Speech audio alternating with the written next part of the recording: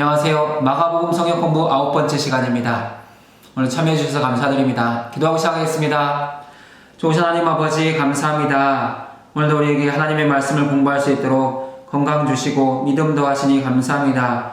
이 시간 마가복음 성경 공부를 통하여서 우리의 주님 되시고 우리의 그리스도가 되시고 우리의 왕 되신 주님을 깊이 있게 만나게 하시고 그 주님으로 인하여 안심하며 위로를 얻으며 소망을 발견하는 귀한 시간 되도록 인도하여 주시옵소서. 주님을 따라가는 제자로서 조금도 부족함이 없도록 날마다 우리를 깨우쳐 주시고 가르쳐 주시옵소서. 귀하신 예수님의 이름으로 기도드립니다. 아멘. 오늘은 제9과 예수님과 다가올 마지막 심판입니다. 마가복음 13장 1절부터 37절의 말씀을 공부하겠습니다. 먼저 본문의 위치를 보겠습니다. 본문은 산막의 2부입니다. 우리는 지난 시간 산막 1부에서 예수님께서 예루살렘 성에 입성하시고 행하셨던 두 가지의 사역과 여러 가지 논쟁과 가르침을 살펴보았습니다. 오늘 제2부에서는 예루살렘 성전 파괴와 종말의 징조들에 대해서 말씀하시는 주님의 말씀을 듣게 됩니다. 본문은 고난주간 화요일에 있었던 일입니다. 제자들을 말씀으로 가르치신 것으로 감람산 교훈이라고도 불립니다. 예루살렘 성전 파괴에 대한 예언의 말씀이지만 우리는 이 말씀을 종말과 재림과 연결해서 해석하기도 합니다. 그래서 성경신학에서는 마태복음 24장과 함께 소계시록이라고 부르기도 합니다. 마가복음 13장은 1차적으로는 당시 제자들을 준비시키는 말씀이지만 2차적으로는 그리스도의 초림과 재림 사이에서 살아가는 신약시대의 모든 교회와 성도들에게 주시는 교훈이라고 할 수 있습니다. 본문에는 어떤 내용들이 있는지 큰 그림을 그려보겠습니다. 먼저 예수님은 예루살렘 성전에 대해서 감탄하시는 제자들을 보시고 예루살렘 성전의 멸망을 예언하십니다. 그리고 멸망의 때와 징조에 대해서 말씀하시고 가장 큰 환란의 때에 믿음의 성도들, 제자들은 어떻게 살아가야 되는지를 말씀하십니다. 가장 큰 환란의 때에는 인자의 재림 때와 같이 알지 못하는 때 갑작스럽게 임할 것입니다. 그리스도의 제자가 된 교회와 성도들은 그리스도의 재림을 기다리며 온전한 믿음 가운데 깨어 있어야 합니다. 예수님께서 이러한 성전 파괴의 예언에 대해서 말씀하신 것은 미래에 대한 호기심 충족이 아니라 현재적 반응을 촉구하는 제자 훈련의 메시지라고 할 수 있습니다. 묵상과 토론 질문을 위해서 본문에 나와 있는 중요 단어와 구절들을 공부해 보겠습니다. 마가복음 13장 1절부터 2절은 예루살렘 성전 파괴에 대한 말씀입니다. 이 말씀은 예수님께서 화요일 성전 정화 사역과 종교 지도자들과의 논쟁 후에 있었던 말씀입니다. 예루살렘 성전에 입성하신 예수님은 화요일에 성전 정화 사역, 종교 지도자들과의 논쟁, 또한 서기관의 경건과 과부의 경건을 대조해서 가르쳐 주셨습니다. 그것이 지난 시간에 배운 말씀입니다. 이제 오늘 말씀은 그 모든 가르침을 마치시고 성전에서 나오시면서 제자들이 성전을 보고 감탄하는 것을 보시고 가르치는 예언의 말씀입니다. 이 말씀이 마태복음에는 24장과 25장에, 누가복음에는 21장에 기록되어 있습니다. 고난주간 화요일의 모든 사역을 마치신 예수님은 성전에서 나가고 계십니다. 마가는 예수님께서 성전에서 나가시는 모습을 강조하면서 장소적인 이동뿐만 아니라 예수님께서 성전과의 완전한 결별, 등을 돌리시고 떠나시는 모습을 이미지로 보여주고 있습니다. 예수님이 예루살렘 성전을 떠나시는 이유는 유대인들이 예수님의 교훈과 경고를 받아들이지 않고 예수님을 배척했기 때문입니다. 우리는 예수님이 성전에서 나가시는 모습을 통해서 성전의 주인이 성전을 떠나는 모습을 볼 수 있습니다. 이 모습은 이미 에스겔 10장에 기록되어 있는 에스겔의 환상과 비슷한 모습입니다. 에스겔은 성전의 주인이신 하나님께서 그 성전을 떠나서 동편문을 향하여 나가시고 건너편 산에 임하시는 모습을 보여주고 있습니다. 바로 예수님께서 화요일 성전 정화 사건 이후에 가르치시고 성전에서 나가서 감람산에 앉아 성전을 마주 대하는 모습과 비슷하다고 할 수 있습니다. 예수님과 함께 성전을 나가고 있는 제자들은 예루살렘 성전을 보면서 이 돌들이 어떠하며 이 건물들이 어떠하니까 묻습니다. 제자들이 이렇게 질문하는 것은 성전의 위용과 아름다움에 감탄했기 때문입니다. 당시 예루살렘 성전을 방문하는 순례객들이나 여행객들이 성전 건물을 보고 감탄했다는 그러한 표현들은 많은 역사가들이 증언하고 있습니다. 특별히 유대 역사학자 요세푸스의 기록을 보면 예루살렘 성전의 그 주춧돌의 하나의 크기가 길이가 11m, 높이가 3.5m, 두께가 5m 이상 되었다고 기록하고 있습니다. 그리고 그 돌들의 전면에는 아름답고 화려한 그림들이 조각되어 있었습니다. 로마 역사학자 타키투스는 예루살렘 성전은 황금으로 장식된 백색 대리석의 거대한 산과 같다라고 표현하고 있습니다. 그런데 제자들의 그런 감탄을 들으신 예수님은 돌 하나도 돌 위에 남지 않고 다 무너뜨려지리라 라고 말씀하십니다. 우리가 사용하는 한글 성경에는 부정어가 한 번 언급됩니다. 하지만 헬라어 성경에는 부정어가 2번 사용돼서 강한 부정을 표현하고 있습니다. 돌 위에 돌 하나도 결코 남지 않는다는 것입니다. 이것은 예루살렘 성전의 완전한 심판을 표현하는 것입니다. 이 말씀이 이루어지는 것에 대해서 유세포스는 건물이 세워져 있었다고 믿을 만한 근거를 찾아볼 수 없을 만큼 그 정도로 완전히 파괴되었다 기록하고 있습니다. 예수님께서 이처럼 강하게 말씀하시는 예루살렘 성전의 파괴는 성전의 파괴로만 끝나지 않습니다. 이 성전의 파괴는 예수 그리스도의 십자가와 부활 사역으로 말미암아 영적으로 다시 세워질 전 우주적 교회의 시작이며 기독교의 가시적인 출발이라고 할 수 있습니다. 그런 예수님의 이러한 말씀 안에서 우리의 신앙은 외식과 교만으로 가득한 종교인이 되지 않아야 되고 날마다 성령으로 새로워져야 된다는 것을 알게 됩니다. 우리의 외적인 신앙 모습이 아무리 아름답고 멋지고 화려하다고 할지라도 예수님께서 말씀하셨던 예루살렘 성전처럼 그 신앙이 하나님께서 떠나 있고 형식화되고 교만하고 부패해 있으면 결국은 하나님이 버리시고 파괴하신다는 것입니다. 예수님과 제자들의 대화는 예루살렘 성전을 나와서 기드론 시내를 건너서 감람산에 올라가 다시 이어지고 있습니다. 마가복음 13장 3절과 4절은 제자들의 질문입니다.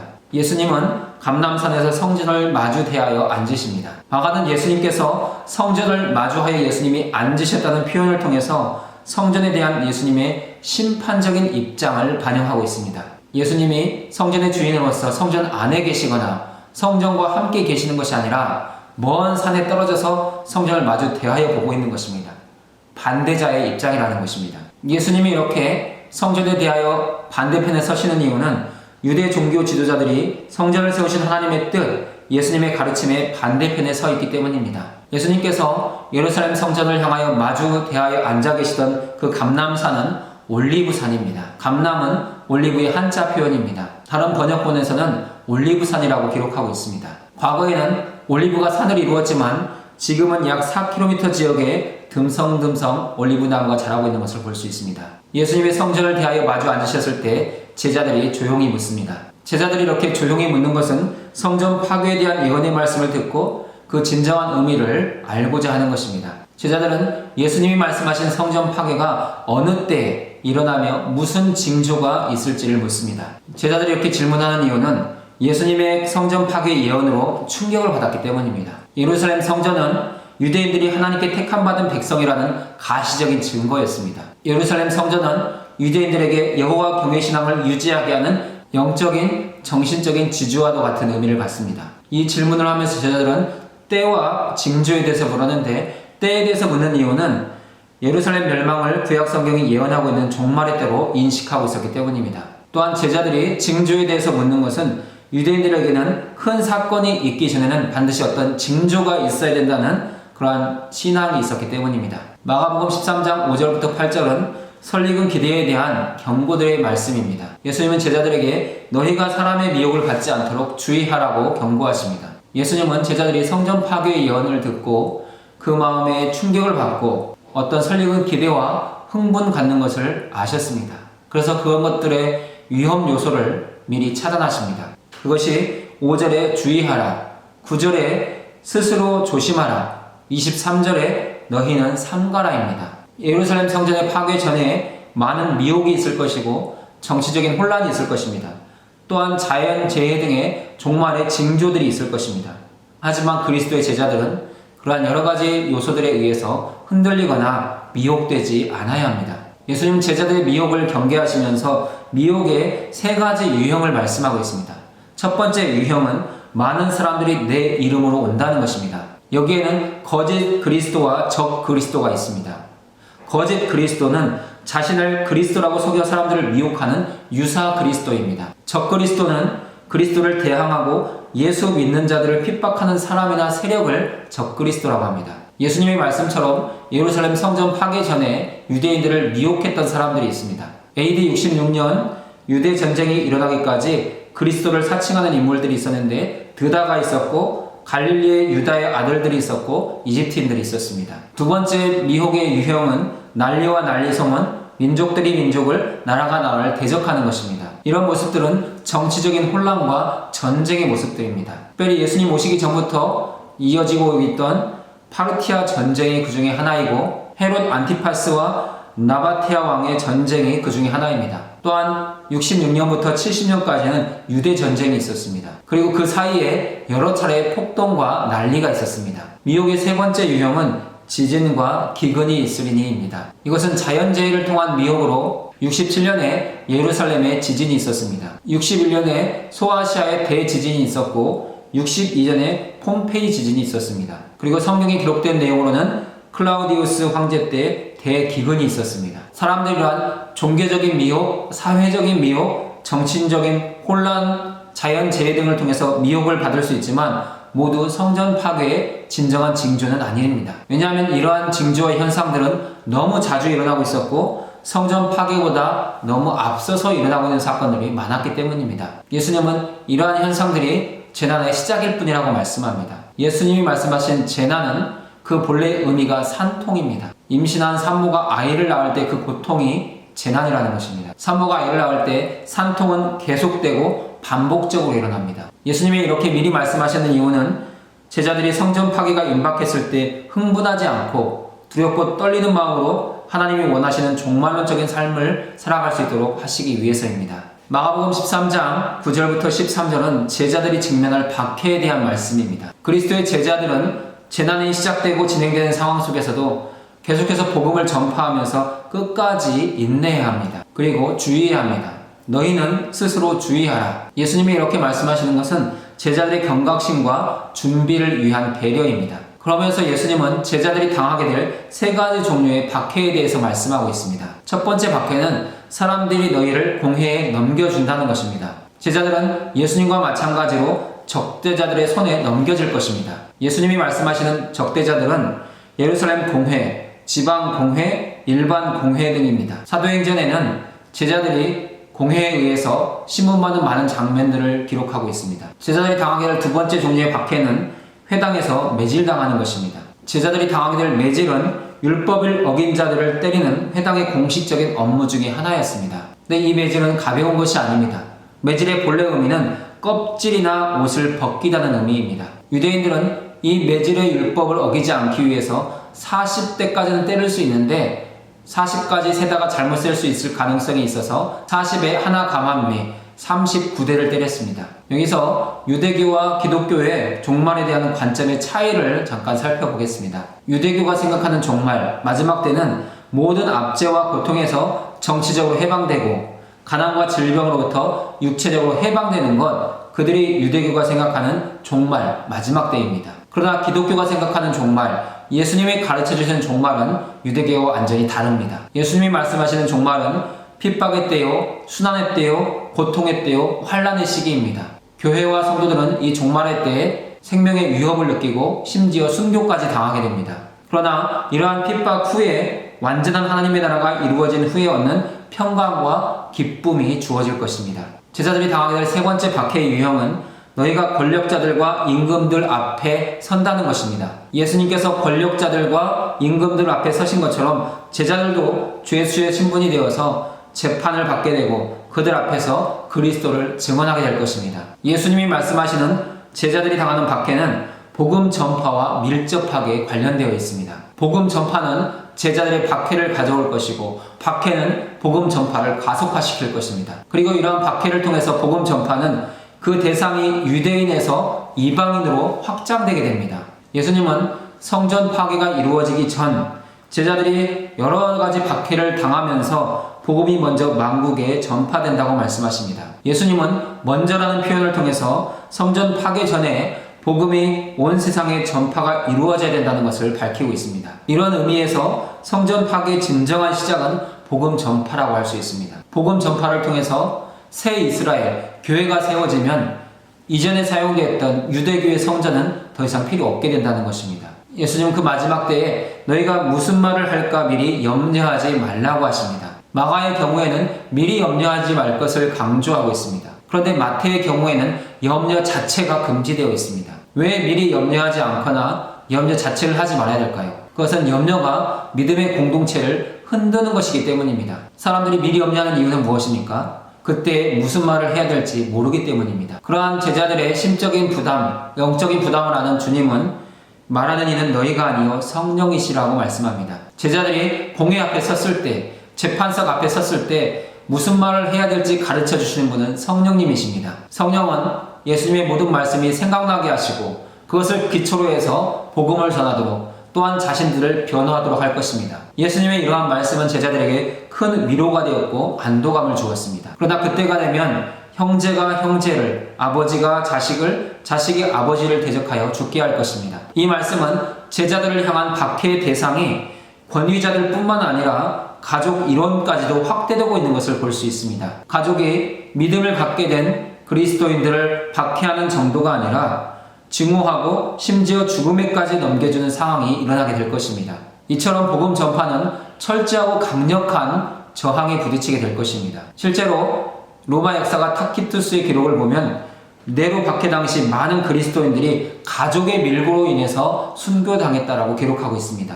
예수님은 그러한 상황 속에서도 끝까지 견디는 자는 구원을 받는다고 말씀합니다. 제자는 박해의 상황과 순교의 상황 속에서 끝까지 인내해야 합니다. 여기서 끝까지는 줄곧 영원입니다. 계속해서 끝까지 견뎌내야 된다는 것입니다. 그러나 끝까지 견디다 보면 육체적인 죽음을 당할 수 있습니다. 이것은 육체적 생명보다 영적 생명이 중요하다는 것을 강조하는 것입니다. 그리스도의 제자는 육체적 죽음을 감수하면서까지 인내함으로 영적인 생명, 영생을 확보해야 합니다. 이것을 가능하게 하는 것이 무엇입니까? 부활신앙입니다. 내가 언제든지 죽더라도 주님이 나를 부활시키실 것이라는 그 부활신앙이 있는 사람들은 죽음을 두려워하지 않고 순교의 상황을 두려워하지 않습니다. 오늘 사랑하는 여러분에게 이 부활신앙이 있기를 바랍니다. 마가복음 13장 14절부터 23절은 예루살렘의 멸망 및 마지막 때 성도의 자세입니다. 예수님은 멸망이 가증한 것이 서지 못할 것에 선 것을 보거든이라고 말씀합니다. 이것은 멸망의 징조입니다. 이 멸망의 징조에 대해서는 두 가지 견해가 있습니다.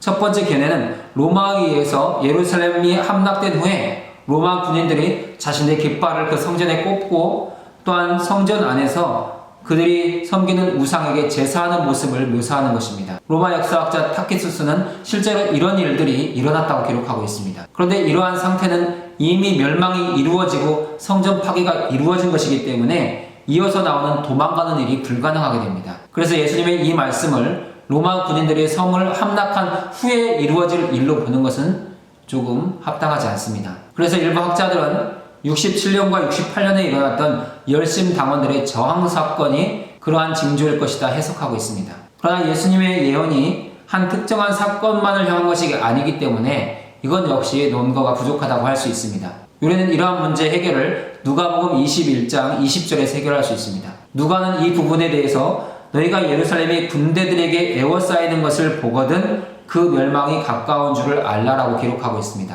예수님이 말씀하시는 멸망에 가증한 것이 서지 못할 것에 서는 것은 로마 군대가 예루살렘 성전과 예루살렘 성을 함락시키기 위해서 둘러싸고 있는 모습이라고 볼 수 있다는 것입니다. 만약 예수님께서 말씀하신 이러한 일들이 일어난다면 유대에 있는 자들, 예루살렘에 살고 있는 자들은 산으로 도망해야 합니다. 당시 유대 산지에는 동굴이 많아서 위기 상황에 피하기 좋은 장소들이 많았습니다. 특히 구약 성경에서는 산을 택한 백성들의 피난처로 기록하고 있습니다. 예수님은 그때가 되면 지붕에 있는 자들은 내려가지 말고 집 밖에 있는 자들은 안으로 들어가지 말고 또한 밭에 있는 자들은 뒤로 돌이키지 말라고 말씀합니다. 왜냐하면 직면하게 된 위기 상황이 너무나 급박하기 때문에 어떤 지체의 상황도 있어서는 안 된다는 것입니다.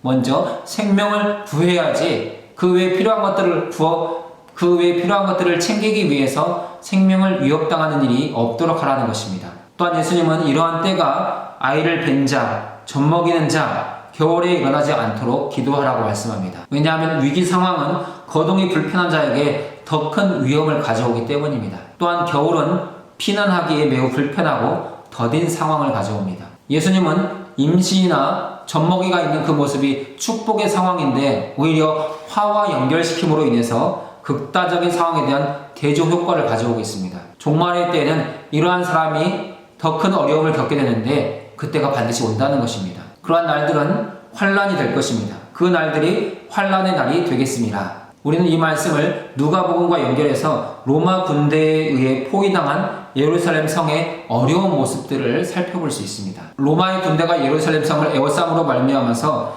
예루살렘 성 안에는 극도의 환란이 일어나게 됩니다. 이 환란은 세상의 시작부터 지금까지 없었던 극심한 환란입니다. 그런데 택한 백성들을 사랑하시는 주님은 이러한 때에도 그 날들을 감해 주십니다. 만일 주께서 그 날들을 감하지 아니하셨더라면, 이 구절에 사용된 주께서는 여호와 하나님을 의미합니다. 여호와 하나님께서 그 날들을 감하지 아니하셨더라면입니다. 예수님이 이렇게 말씀하시는 것은 환란의 때와 시간이 하나님의 주권 아래에 있음을 가르쳐 주시기 위한 표현입니다. 실제 역사를 살펴보면 예루살렘 성이 로마 군대에 의해서 에워싸여 있던 기간은 약 5개월 정도입니다. 이러한 환란의 때에도 예수님은 택하신 자들을 위해서 일하신다고 말씀합니다. 하나님은 선택하신 백성들을 향해 자비를 베푸십니다. 하나님은 오직 믿는 자들을 위해서 구원 사건을 행하시는 분이십니다. 제자들이 그랬던 것처럼 오늘의 교회와 성도들 역시 하나님의 구원에 참여할 수 있도록 택함받은 사람들입니다. 예수님은 그 환란이 일어나고 있는 그때에 어떤 일들이 일어난지를 말씀합니다. 여기서 그때는 환란이 진행되고 있는 바로 그날들입니다. 그날이 시작되면 그리스도가 여기 있다, 저기 있다 말하는 사람들이 있을 것인데 그래도 믿지 말라는 것입니다. 환란 이전에도 많은 거짓 그리스도가 있었고 적 그리스도가 있었습니다. 하지만 환란이 시작되면 더 많은 적 그리스도와 거짓 그리스도들이 활동하기 시작하고 교회와 성도들을 미혹하기 시작합니다. 그러한 거짓 그리스도와 적 그리스도들은 이적과 기사를 행할 것입니다. 이적은 주로 사람들을 대상으로 행하는 기적입니다. 기사는 자연계를 통해서 이루어지는 여러 가지 기적입니다. 거짓 그리스도나 적 그리스도가 이적과 기사를 행하게 되면 교회와 성도들조차 그들을 하나님께서 보내신 선지자로 오해하게 됩니다. 그래서 마지막 때는 교회와 성도들이 이적과 기사를 행하는 사람들을 더 주의해야 되고 영적 분별로 바라볼 수 있어야 합니다. 예수님은 이러한 모든 일들이 일어나기 전에 내가 모든 일을 너희에게 미리 말하였노라 라고 하십니다. 예수님이 미리 말씀하시는 이유는 제자들이 실제 상황에 직면했을 때 적절한 대처를 할 수 있도록 미리 가르쳐 주시는 것입니다. 예수님은 이러한 환란에 대해서 말씀하시면서 시작을 주의하라로 시작해서 그 끝을 주의하라로 마무리하고 있습니다. 예수님이 이렇게 말씀하시는 것은 그 환란의 때, 종말의 때 어떤 호기심을 충족시키는 것이 아니라 그때를 위한 적절한 준비가 미리 이루어질 수 있도록 제자들을 준비시키는 것입니다. 마가복음 13장 24절부터 27절은 인자가 재림하시는 때의 모습을 보여주고 있습니다. 그때 그 환란 후 예수님은 그때 그 환란 후에 어떤 일들이 일어날지를 말씀하는데 이것은 앞단락에서 언급한 예루살렘 군대가 예루살렘에 에워싸고 있는 5개월의 시간이 지난 후입니다. 5개월의 시간이 지나면 예루살렘 성은 함락될 것이고 도시는 불태워지고 예루살렘 성전은 다 파괴될 것입니다. 예수님이 말씀하시는 그때 그 환란 후는 성전 파괴 자체가 이루어지는 바로 그 시간들입니다. 그때가 되면 해가 어두워지고 달이 빛을 내지 아니하며 별들이 하늘에서 떨어질 것입니다. 이러한 표현들은 이미 구약 성경 안에서도 하나님의 심판을 묘사할 때 언급되는 표현들입니다. 많은 학자들은 이 표현이 사단 마귀의 세력이 멸망하는 것으로 이해하기도 합니다. 하지만 우리는 예루살렘 성전의 파괴, 예루살렘 성전의 멸망에 대한 말씀의 연속성성 안에서 예루살렘과 그 성전의 정치적 몰락을 상징하는 것으로 이해하는 것이 적합하다고 할 수 있습니다. 그때 사람들은 인자가 오는 것을 볼 것입니다. 이 말씀은 예수 그리스도의 재림을 말하는 것이 아닙니다. 예루살렘 성전이 파괴된다는 것은 그 성전의 주인이신 예수님께서 그 성전의 파괴를 허락하셨다는 것을 깨닫게 된다는 것입니다. 성전 파괴는 인자의 왕권적 권위가 온 세상에 공개적으로 드러나는 결정적인 심판 행위입니다.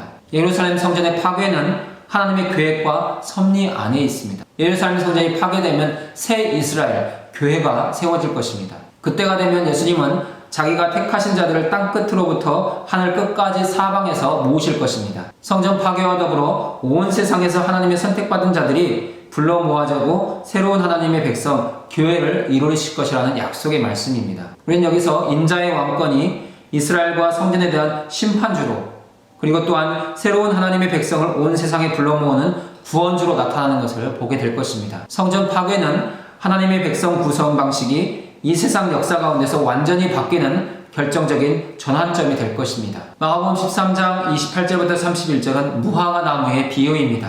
예수님은 무화과 나무의 비유를 배우라고 말씀하시면서 그 가지가 연하여지고 잎사귀를 내면 여름이 가까운 줄을 안다고 말씀합니다. 이 비유는 팔레스타인에서 흔하게 볼 수 있는 무화과 나무에 대한 예입니다. 팔레스타인에서 무화과 나무는 겨울이 끝날 때쯤에 잎이 나오기 시작하여 여름이 시작되면서 잎이 무성해집니다. 무화과 나무의 잎이 무성해졌다는 것은 여름이 임박했다는 것입니다. 예수님은 무화과 나무의 잎사귀의 무성함을 통해서 여름이 임박한 것을 깨닫는 것처럼 예수님이 말씀하신 여러 환난의 징조들이 보이게 된다면 예루살렘 성전이 파괴가 임박했다는 것을 깨달아나는 것입니다.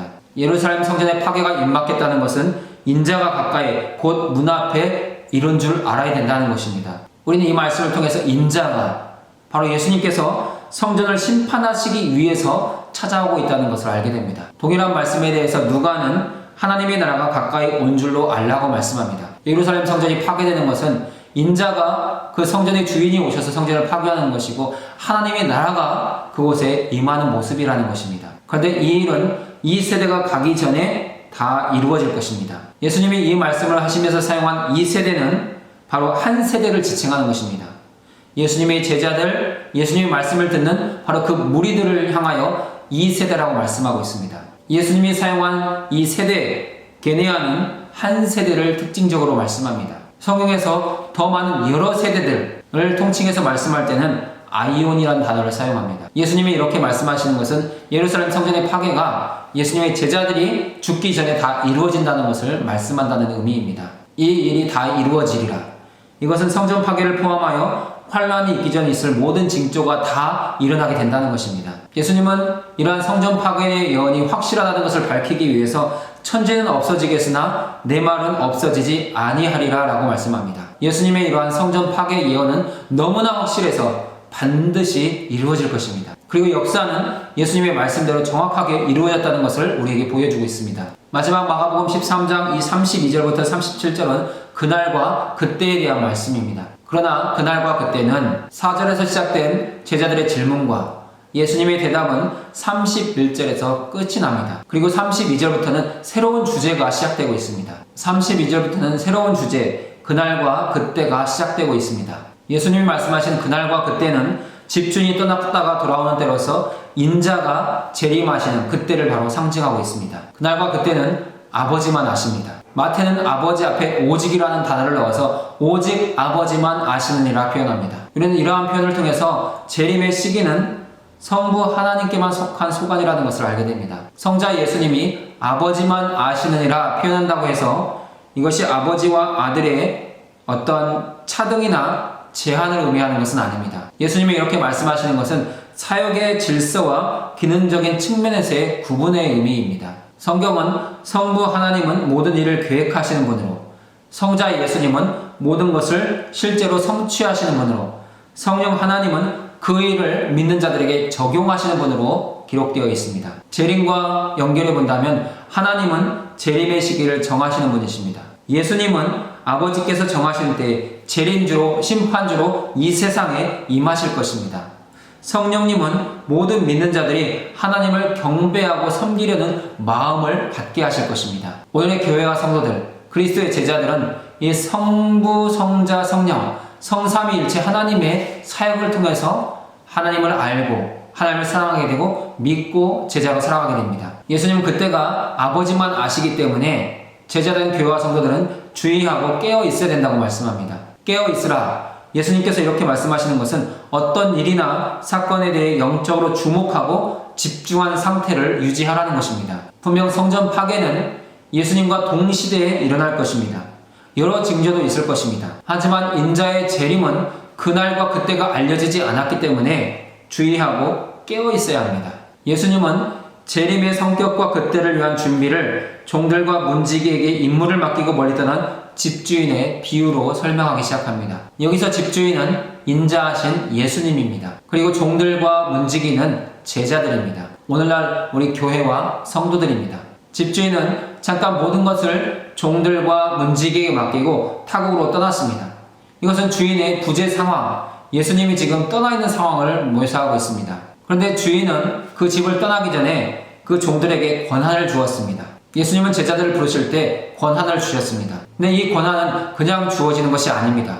제자들이 그리스도의 종으로서 자신의 모든 주권을 포기하고 예수님께 자신의 생명과 인격을 복종시키고 주님의 뜻과 계획에 따라 살고자 할 때 이 권한이 주어집니다. 또한 주인은 각각의 사물을 맡겼습니다. 예수님은 제자들의 성향과 재능에 맞게 할 일을 맡겨주시는 분이십니다. 제자들은 자신이 주님께 받은 사무가 무엇인지를 잘 알아야 합니다. 우리는 자신의 재능을 알고 성령의 인도하심을 받아 그 재능이 은사로 쓰임받게 해야 합니다. 하나님께서 우리를 이 땅에 나게 하실 때 우리는 하나님께 재능을 받았습니다. 그 재능이 믿음 안에서 성령에 의해서 쓰임받을 때 은사가 됩니다. 우리는 그 재능과 은사를 통해서 우리에게 맡겨진 사물을 감당하게 됩니다. 주인에게 권한을 맡고 사물을 맡은 종들은 깨어 있어야 합니다. 그러므로 깨어 있으라. 제자는 주님이 부재한 상황, 멀리 떠나 있는 상황 속에서도 마치 주님이 지금 함께 하시는 것처럼 늘 그 맡겨진 일을 성실하게 감당해야 된다는 말씀입니다. 그렇게 해야 되는 이유는 주인이 돌아오는 때를 알지 못하기 때문입니다. 바울은 이러한 때를 혹 저물 때일런지, 밤중일런지, 닭 울 때일런지, 새벽일런지 4가지 시간을 통해서 표현하고 있습니다. 이처럼 밤을 넷으로 나누는 것은 로마식 구분법입니다. 유대인들은 밤을 셋으로 구분했습니다. 1경, 2경, 3경 그렇게 구분했습니다. 그 밤에 주인은 호련히 돌아올 것입니다. 그가 호련히 와서 인자의 재림은 그 누구도 기대하지 않을 때 갑자기 이루어질 것입니다. 너희가 자는 것을 보지 않도록 하라. 밤은 분명히 사람이 쉬고 자야 되는 시간입니다. 그럼에도 불구하고 제자는 그 주님이 돌아오기까지는 늘 깨어 있어야 된다는 것입니다. 그런데 이렇게 깨어 있는 것은 쉬운 일이 아닙니다.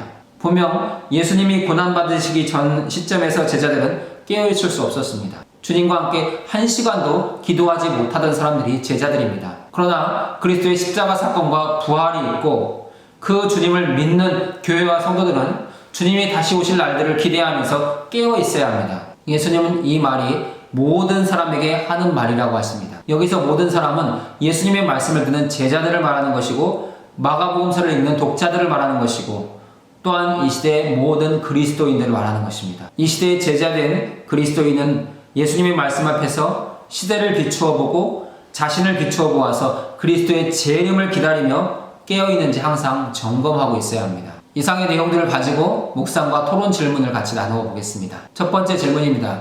헤롯대 왕은 제2 예루살렘 성전을 솔로몬의 성전보다 약 2배 크게 증축했습니다. 그리고 마가복음 13장 1절에서 예수님의 제자들은 그 아름다운 장관의 경탄을 금치 못합니다. 예수님의 반응은 어떻습니까? 단순히 물리적인 성전 파괴뿐만 아니라 그 이상의 일을 마음에 두고 하시는 말씀은 아닐까요? 마가복음 14장 58절과 15장 38절을 읽고 그 내용을 고려하여 대답해 보십시오. 제자들이 예루살렘 성전을 보고 감탄하고 놀라움을 표현할 때 예수님은 돌 위에 돌 하나도 남지 아니하고 다 무너뜨려지리라고 말씀하십니다. 그러면 예수님의 이 말씀이 단순히 물리적인 파괴만을 말씀하는 것일까요? 그렇지 않다는 것을 우리는 두 구절에서 알 수 있습니다. 마가복음 14장 58절은 손으로 지은 이 성전을 내가 헐고 손으로 짓지 아니한 다른 성전을 사흘 동안 지으리라. 예수님이 예루살렘 성전을 헐어버리신 이유는 새 성전을 짓기 위해서라는 것입니다. 그리고 마가복음 15장 38절은 이에 성소 휘장이 위로부터 아래로 찢어져 둘이 되니라. 항상 휘장으로 가려져 있던 지성소가 모든 사람에게 개방되고 열렸다는 의미입니다. 우리는 이러한 말씀들을 통해서 예수님께서 예루살렘 성전의 파괴를 통해 새로운 성전의 시대를 열고자 했다는 것을 알 수 있습니다. 그 새로운 성전은 주님이 친히 성전이 되시는 것입니다. 계시록 21장 22절에 주 하나님 곧 전능하신 이와 및 어린 양이 그 성전이 되시니라. 지금까지는 건물로에서의 성전이 있었는데 이제는 하나님이 우리 주 예수 그리스도가 친히 우리의 성전이 되어주신다는 것입니다. 또한 사도 바울은 고린도인들에게 보내는 편지에서 너희가 곧 성령이 전인 것을 알지 못하느냐고 말씀합니다. 예루살렘 성전이 파괴됨으로 주님이 우리의 성전 되셨고 우리가 주님의 성전 되는 그런 놀라운 은혜의 역사가 시작된다는 것입니다. 2번 질문입니다. 미래의 성전이 무너질 것이라는 예수님의 말씀에 대한 반응으로 제자들은 어느 때에 이런 일이 있겠사오며 이 모든 일이 이루어지려 할 때에 무슨 징조가 있사오리까 묻습니다. 이에 대한 예수님의 답변은 본질적으로 그 질문의 뒷부분을 주로 다루지만 그 사건들이 일어나는 시기에 대해서도 언급하십니다. 5절부터 23절은 지역적인 사건과 전 세계적인 사건에 초점을 맞춥니다. 24에서 27절은 자연계의 우주적 사건에 초점을 맞춥니다. 제자들은 성전 파괴가 마지막 때 동반하는 사건이라고 예상하지만 예수님은 제자들의 생각을 고쳐주십니다. 마가복음 13장 4에서 37절을 살펴볼 때 예수님이 다루신 요지는 결국 무엇입니까? 예수님께서 성전 파괴에 대한 예언의 말씀을 통해서 가르쳐주고자 하시는 것은 성전의 기능을 상실하게 된다면 성전의 주인이신 예수님은 그러한 성전을 다 파괴하시겠다는 것입니다. 예루살렘 성전이 파괴되는 이유는 성전으로서의 기능을 상실했기 때문입니다. 예수님은 예루살렘 성전을 파괴하신 후에 새로운 성전, 새 이스라엘, 교회를 세우셨습니다. 교회는 그리스도의 재림을 기다리는 그리스도의 종으로서 자기에게 주어진 직분을 잘 감당하며 항상 깨어 있어야 합니다. 그럴 때 더 이상 파괴가 없고 계속해서 하나님의 영광과 하나님의 임재를 경험하는 믿음의 공동체가 될 수 있습니다. 3번 질문입니다. 마가복음 13장 9, 13절에서 열방의 신실한 증인이되라고 독려하시는 가운데 예수님이 제자들에게 예고하신 세 가지 역경과 위로하기 위해 주시는 세 가지 위안은 무엇입니까? 앞에서 살펴본 것처럼 세 가지 역경이 있습니다. 첫째는 사람들이 너희를 공회에 넘겨주겠고, 제자들은 예수님과 마찬가지로 적제자들에 의해서 공회에 넘겨질 것입니다. 또한 제자들은 회당에서 매질당할 것입니다. 그리고 권력자들과 임금들 앞에 서서 재판을 받게 될 것입니다. 제자들은 그리스도의 제자가 되었다는 이유만으로, 그리스도의 복음을 전했다는 이유만으로 예수님처럼 죄수의 신분이 되어서 재판을 받게 되겠지만 그 재판을 통해서도 그들을 통해 복음은 계속해서 전해질 것입니다. 그럼 그러한 역경 가운데서도 주님이 주시는 위안은 무엇입니까? 세 가지가 있죠. 첫 번째는 복음이 만국에 전파된다는 것입니다. 예수 그리스도의 복음 전파는 제자된 오늘의 교회와 성도들의 가장 큰 사명이며 행복입니다. 우리는 어떠한 상황에 있든지 그리스도의 복음을 전할 수 있습니다. 그리고 전해야 합니다. 두 번째 위안은 그러한 모든 상황 속에서 성령께서 우리가 해야 될 말들을 주신다는 것입니다. 우리가 염려하고 걱정하는 것은 내가 무슨 말을 해야 될지 모르기 때문입니다. 하지만 우리가 순종하는 마음으로 그 상황에 나가면 성령께서 우리를 깨우치시고 할 말을 부어주실 것입니다. 세 번째 위안은 끝까지 견디는 자는 구원을 얻는다는 것입니다. 모든 인생의 최종 목적은 구원입니다. 하나님의 나라, 천국, 영생에 들어가는 것입니다. 이러한 구원을 얻기 위해서 박해와 순교의 상황 속에서도 끝까지 견뎌내야 합니다. 그럴 때 우리에게 구원이 있습니다. 4번 질문입니다. 멸망에 가증한 것이 서지 못할 것에 선 것을 보거든 아마나 이것은 AD 70년 로마군이 난입해서 성전을 파괴한 사건을 가리킬 것입니다. 지금까지 마가복음 성경 공부를 통해 배웠듯이 마가가 성전을 중요하게 생각한다는 점을 감안할 때 성전 파괴 사건의 의의를 생각해 보십시오. 특히 1세대 유대인들에게 이 사건은 어떤 의미겠습니까? 우리는 이미 앞에서 멸망에 가증한 것이 서지 못할 것에 서는 것을 보거든에 대해서 공부했습니다. 여기에 대해서는 두 가지 견해가 있습니다. 첫 번째 견해는 로마에 의해서 예루살렘 성이 함락된 후에 로마 군인들이 군기를 그 성전에 꽂고 그곳에 이방 제사를 드리는 그러한 사건이다라고 배운 것입니다. 그런데 이미 이러한 멸망이 이루어졌다면 예수님께서 그 다음에 말씀하시는 도망해야 되는 그러한 사건들이 일어날 수가 없습니다. 두 번째 견해는 67년과 68년에 일어났던 열심 당원들의 저항 사건입니다. 그러나 예수님의 이러한 예언이 한 특정 사건만을 지정하는 것이 아니기 때문에 이것도 적합하다고 할 수 없습니다. 그래서 우리는 누가복음 21장 20절에 있는 너희가 예루살렘이 군대들에게 에워싸이는 것을 보거든 그 멸망이 가까운 줄을 알라. 이것이 가장 적합한 의미, 해석이라는 것을 공부했습니다. 그러면 이러한 사건들이 당시 유대인들에게는 어떤 의미가 있었겠습니까? 당시 유대인들은 예루살렘 성전은 절대로 파괴되지 않는다는 성전 불패 사상이 있었습니다. 그런데 예루살렘이 로마 군인들에 의해서 에워싸이고 예루살렘이 함락되고 성전이 파괴되는 것을 보면서 하나님의 영광이 그들에게서 떠났다는 그러한 상실감을 겪게 되고 또한 그들의 유대인으로서의 표지, 성전이 사라지는 것을 보면서 그들이 절망의 상태에 빠지게 됩니다. 그러나 이것이 유대인들에게는 절망이겠지만 또한 이방인들에게는 소망의 사건입니다. 이 일을 통해서 하나님의 구원은 유대인에게서 이방인으로 확장되기 때문입니다. 그리고 성전 시대가 문을 닫고 새로운 성전, 하나님의 성전 되시고 우리 교회가 성전 되는 그런 놀라운 새로운 성전 시대가 열리기 시작합니다. 5번 질문입니다. 14절부터 23절에서 묘사되는 사건은 성전 파괴만이 아니라 인류 역사와 종말과 관련하여 먼 미래에 일어날 사건을 예고적인 차원에서 가리키는 것으로 보입니다. 이렇게 추론할 수 있는 본문의 근거 구절은 무엇입니까? 우리는 이러한 내용들을 19절에서 볼 수 있습니다. 19절을 같이 읽어보면 하나님께서 창조하신 시초부터 지금까지 이런 환란이 없었고 후에도 없으리라. 마가는 과거 창조의 시점과 지금 환란의 시점과 미래에 이루어질 그러한 시점들을 같이 통합해서 한꺼번에 말하고 있습니다. 이것이 과거에서부터 먼 미래까지 모든 역사를 통합해서 말씀하시는 한 구절이라고 할 수 있습니다. 6번 질문입니다. 마가복음 13장 24, 27절에서 예수님은 앞에 14, 23절에서 묘사한 환란보다 먼 훗날에 일어날 우주적 사건에 초점을 맞추며 시야를 확대하십니다. 요엘 2장 10절 31절과 다니엘 7장 13절을 읽고 두 구약성경 본문의 확장된 문맥을 함께 생각해 보십시오. 예수님은 이들을 어떻게 인용하고 있습니까? 이런 구약 본문의 인용이 시사하는 중요한 의미는 무엇입니까? 먼저 요엘 2장 10절과 31절을 보면 그 앞에서 땅이 진동하며 하늘이 떨며 해와 달이 캄캄하여 별들이 빛을 거두리로다.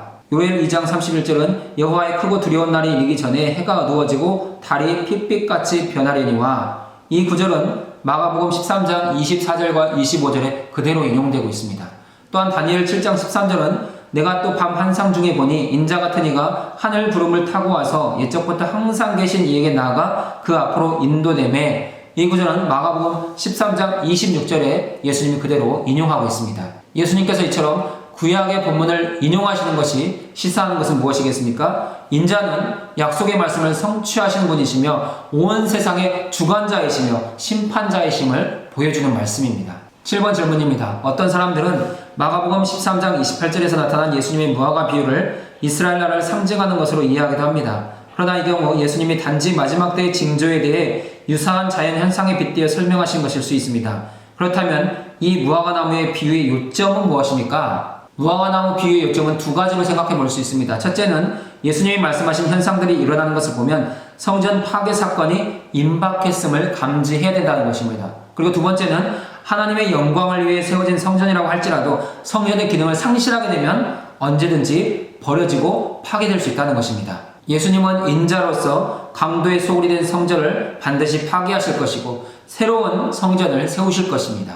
그 성전이 바로 오늘의 교회와 성도들입니다. 8번 질문입니다. 내가 진실로 너희에게 말하노니 이 세대가 지나가기 전에 이 일이 다 일어나리라. 이 구절은 많은 주석가들을 당혹하게 합니다. 그 이유가 마가복음 13장의 여러 장면에서 예수님은 역사의 마지막 종말을 염두하고 계심을 분명히 보이는데, 여기서 예수님이 언급하는 세대는 1세기 어느 시점에서 이미 다 죽었을 것이 거의 확실하기 때문입니다. 그렇다면 아마도 예수님이 말씀하신 이 세대는 그리스도께서 재림하실 때까지 여전히 남아있는 이 악한 세대를 가리키는 말씀일 것입니다. 만약 그렇지 않다면 전체 기독교 연대를 통틀어 이 믿는 자들의 세대를 가리키는 것일 수도 있습니다. 또 하나의 가능성은 이 구절이 다양한 의미로 완성되는 복합적인 예언일 수 있습니다. 예수님의 말씀의 진위가 무엇이든 간에 우리는 천지가 다 없어지더라도 예수님의 말씀은 하나도 없어지지 않을 것을 믿습니다. 예수님은 제자들이 세상에서 어려움을 겪는다고 할지라도 인류 역사를 관망할 수 있는 지혜로운 통찰력을 주십니다. 우리는 이 구절을 13장 전체의 맥락에서 볼 수 있어야 합니다. 마가복음 13장은 예루살렘 성전의 멸망에 대한 예언입니다. 그래서 이 세대라고 말씀하실 때 예수님은 예수님의 그 말씀을 듣는 바로 그 세대를 향해서 말씀하고 있는 것입니다. 그러한 의미에서 예수님은 한 세대를 말씀하시는 게니아 단어를 사용하셨습니다. 만약 예수님이 한 세대보다 더 긴 세대를 말씀하셔야 한다면 아이온이라는 단어를 사용해야 됐다는 것입니다. 예수님은 이 한 세대 안에 이 모든 일들이 다 일어나리라고 말씀합니다. 성전 파괴를 포함해서 예언됐던 모든 환란의 사건들이 다 일어나게 된다는 것입니다. 실제로 그렇게 이루어졌고 성전이 파괴되었습니다. 그 결과 오늘날 새로운 성전의 시대, 교회 시대가 열리게 된 것입니다. 9번 질문입니다. 마가복음 13장을 통해서 예수님은 미래와 관련된 세 가지 사건을 강조합니다. 우리는 모든 내용을 세 가지 I로 에워할 수 있습니다. 첫째, 임박함, 이머넌스. 둘째, 간격, 인터벌. 셋째, 알 수 없음, 이그노런스입니다. 이제 그리스도의 마지막 재림이 가까이 임박했습니다. 그러므로 우리는 항상 반드시 깨어 준비해야 합니다. 그러나 그리스도의 재림은 여러 사건들과 간격을 두고 일어날 것입니다. 마지막으로 그리스도가 재림하는 정확한 때가 언제인지는 아무도 알 수 없습니다. 마가복음 13장에서 이 세 가지 I를 찾을 수 있는 곳은 어디입니까? 첫째, 임박함은 28절과 29절에서 찾을 수 있습니다. 여름이 가까운 줄 알라. 인자가 가까이 곧 문 앞에 이른 줄 알라. 여기에 임박함이 표현되어 있습니다.